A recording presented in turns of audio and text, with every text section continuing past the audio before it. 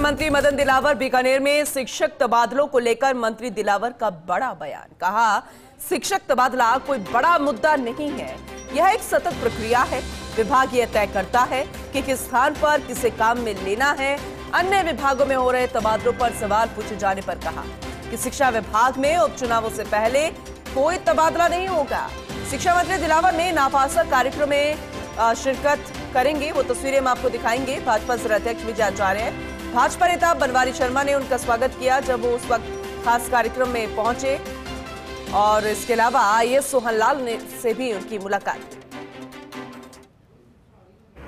Transfer कोई मुद्दा नहीं होता है, ट्रांसफर सतत प्रक्रिया होती है और जहाँ जहाँ विभाग समझता है कि किसकी कहाँ उपयोगिता है, उस हिसाब से उपयोगिता के हिसाब से काम लेते हैं।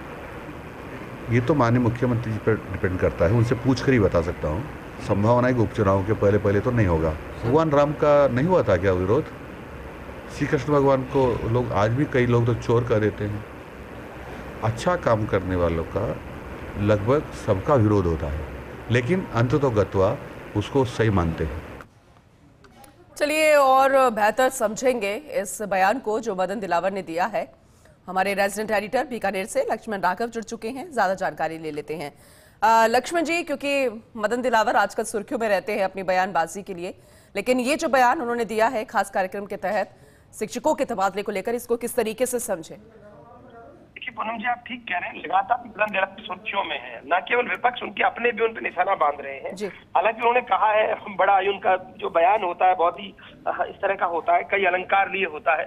उन्होंने कहा है कि भगवान राम का भी विरोध हुआ, कृष्ण का भी हुआ, अंतोत्गत्वा अच्छे कामों की तारीफ होती है। तो एक तो ये उन्होंने कहा। दूसरी सबसे बड़ी बात, शिक्षक तबादलों को लेकर पूरे राजस्थान में एक माहौल है, एक बात चल रही है।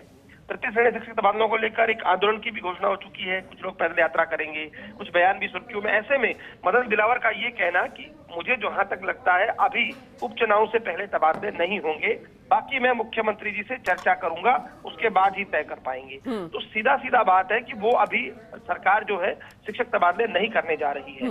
और जब उनसे ये पूछा गया कि भाई शिक्षक तबादले नहीं हो रहे, तो उनका कहना था कि तबादले कोई ऐसा मुद्दा नहीं है, ये एक सतत प्रक्रिया है।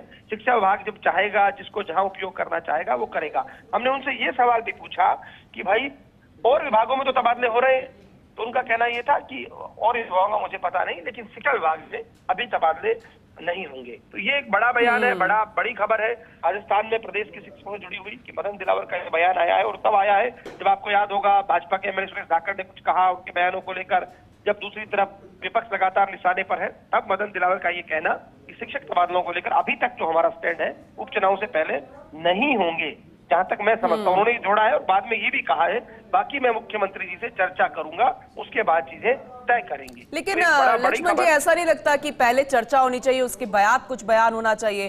क्योंकि आजकल तो अगर कुछ नहीं बोलना होता तो नेता लोग बोल देते हैं कि नो कमेंट्स, तो ये भी कहा जा सकता था। बिल्कुल ठीक कह रहे हैं आप। मदन दिलावर उस तरह के उस फ्लेवर के लीडर नहीं है पूनम जी, आप तो जानते हैं।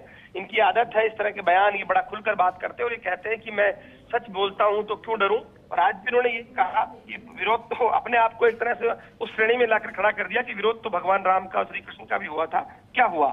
सही काम करता हूं, सही काम का विरोध कई बार होता है, कोई फर्क नहीं पड़ता, अंतोत्गत्वा सही काम जीतता है। लेकिन इसकी उलट भी तस्वीर है। प्रदेश के शिक्षक चाहते हैं निश्चित तौर पर, जब बाकी सब विभागों में तबादले हो रहे हैं तो शिक्षकों का भी हक है। तो उनकी आवाज बार बार उठ रही है कि तृतीय श्रेणी शिक्षक तबादले हो। आपको याद होगा डेपुटेशन का एक ऑर्डर हुआ, वो कैंसिल हो गया।